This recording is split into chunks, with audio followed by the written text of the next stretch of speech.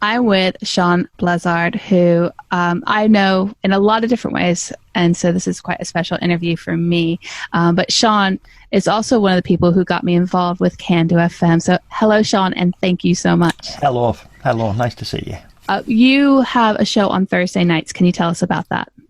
Yeah, Space is the Place. It's 2 hours of out there music. I do 1 week, and then Steve Robson does the other week, so we can't do it fortnightly. It's a 2 hour show playing for any sort of stuff you're not likely to hear during the day, I guess. Some kind of experimental, so just anything that's a bit different, really. That's one of the things, a reason why I wanted to do these interviews is because we have, during the daytime, we play sort of chart music, and there's a lot more things going on CandoFM, but in the evenings and the weekends, we've got these really amazingly well-produced, thoughtful, specialist programs. And your one, I think, it's the most sort of ambiguous, just out there music. What does that mean? Well, I play free jazz to old-timey country. The last show, I think I played something off Dolly Parton's children's record. So just kind of, as you see behind me, I've got quite a lot of CDs. I've listened and been listening to music madly since 1979 when I first heard "Hit Me With Your Rhythm Stick" by Ian Jury, and that set off a kind of lifelong passion for music. And so just anything that's just sort of bits of post-punk and just kind of lots of world music. There's some really good stuff coming out of sort of North Africa at the moment that I've been playing. Indonesian punk, sort of feminist punk bands that I've just sort of been put onto. They've got a cassette out. How do you find out about these bands? I have a team of researchers.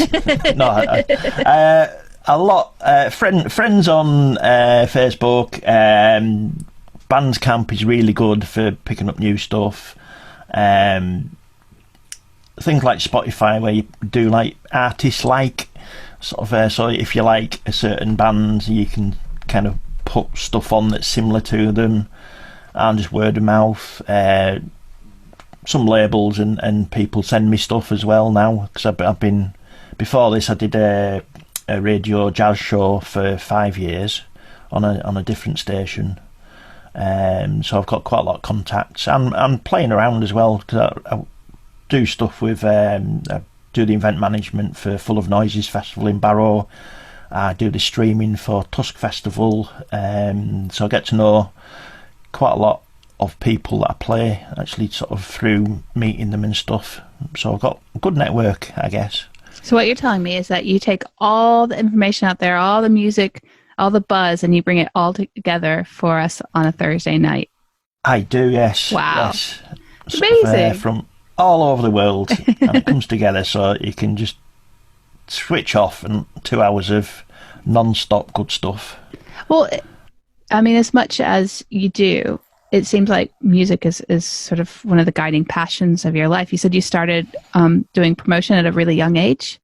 Yeah, I was 18, I think. I put on, I've got the House of Love's very first contract with when they signed to Creation. That for a gig, I put them on in Barrow in 1987.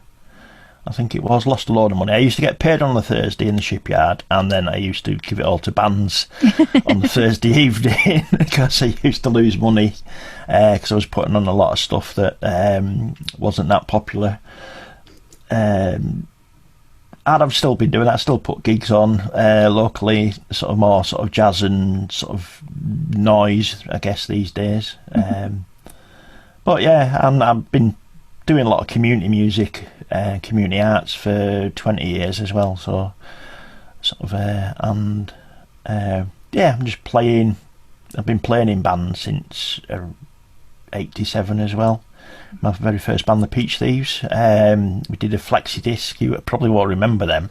You're too young. They were like floppy discs. Well, that's actually quite rare, actually. And I actually achieved that ambition of being big in Japan.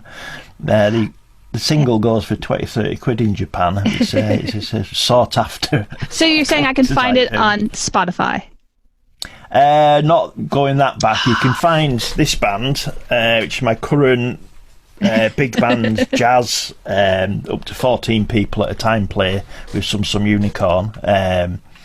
Because I kind of do free improv jazz stuff, some Unicorn, and never the same twice. We've done 2 albums that are both available on Spotify.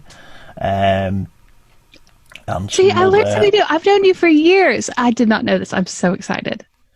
Yeah, no, it's good stuff. Sort of, and I guess with all that sort of stuff, my biggest thing that I'm most proud of, I was the first Cumbrian that was in put into the British Music Collection, which is a collection of in Huddersfield University for classic, sort of contemporary classical composers and contemporary sort of noise sound artists. So I was something I was really proud of, to actually make a little bit of a splash in the sort of music world that I inhabit, which is good.